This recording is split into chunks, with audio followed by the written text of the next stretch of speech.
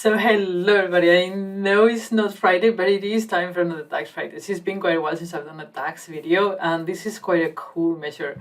I am going to show you in today's video how you can calculate year-to-date for previous years, but same period as the current year, but for all previous years. So you don't have to calculate a previous year for each year of your calendar. So this one measure will calculate year-to-date previous years for the same period.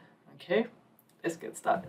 So it is actually a lot easier than you think. As always, once you know how it works, it's easy. But let me show you. So we have here the Northwind dataset, but I have tricked it so it's going up to today's date. Today is the 1st of October 2021. Okay, so you won't be able to use the normal Northwind. You have to get this file. Okay, so let's go. We're going to put year from the calendar on the canvas, and I already have a year-to-date measure. It's in there. I'm going to show it to you. It is total year-to-date sales calendar date. So, I mean, that accumulates the year-to-date sales. And let me do it a little bit bigger so you can actually see something.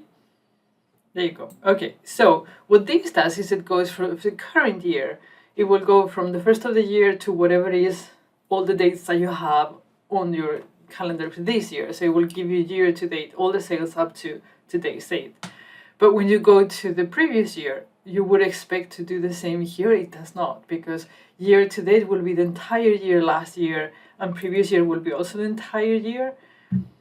And sometimes you just want to calculate, okay, how up to today's date, how were my sales previous year and the year before and the year before, especially now with COVID. You don't want to compare this year with previous year, because previous year probably your sales were either too high or too low.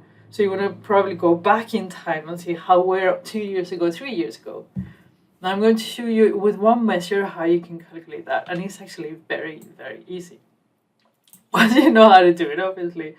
But you will be able to understand it. Don't worry about that. So, okay, so we're going to call this year to date, and then same period, previous years.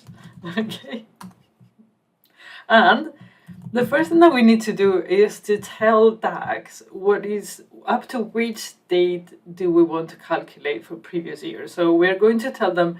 We don't want to tell them which year, because the year should be picked dynamically. We want to tell which month and which day. So we're going to go month, and then month today, because we're going to do it up to today. If you want to do it up to yesterday, you can do today -1. You can do anything that you want, basically. So I want to do today. So this is day. And so this is day today. That will give us today's date. And today's date, you can see here that this is the 1st of October, of November, oh my god, I'm glad. Okay, return. And now, when you're doing DAX, what you do is you filter a table the one you wanted, and then you do calculations on that. That's how DAX works, basically. So what table do we need to feed for this to work? Unfortunately, calculates, when you write it, it works the other way. So first you tell them what do you want to measure, and then on what table. So this is what do you want to measure year to date, and what table. We need to filter a calendar table, so it will only pick up to month, today's date, date, today's date, and that is actually quite easy to do. So you go filter. Well, you don't need to use actually filter anymore. I think you can use calendar month. Let's give it a whirl. Month number is less or equal to month.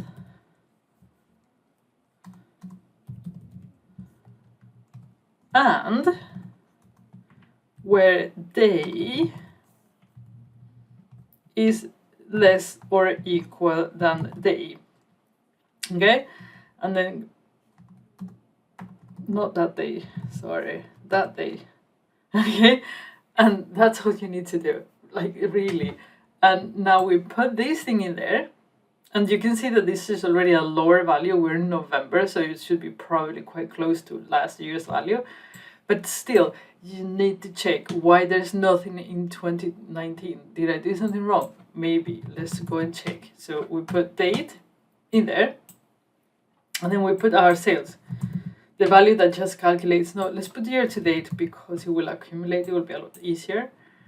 So the last, you see, November is not there because the first sale we did, it was on December 31st, and this is, we want to have sales of 2019 up to 1st of December, so that's not it.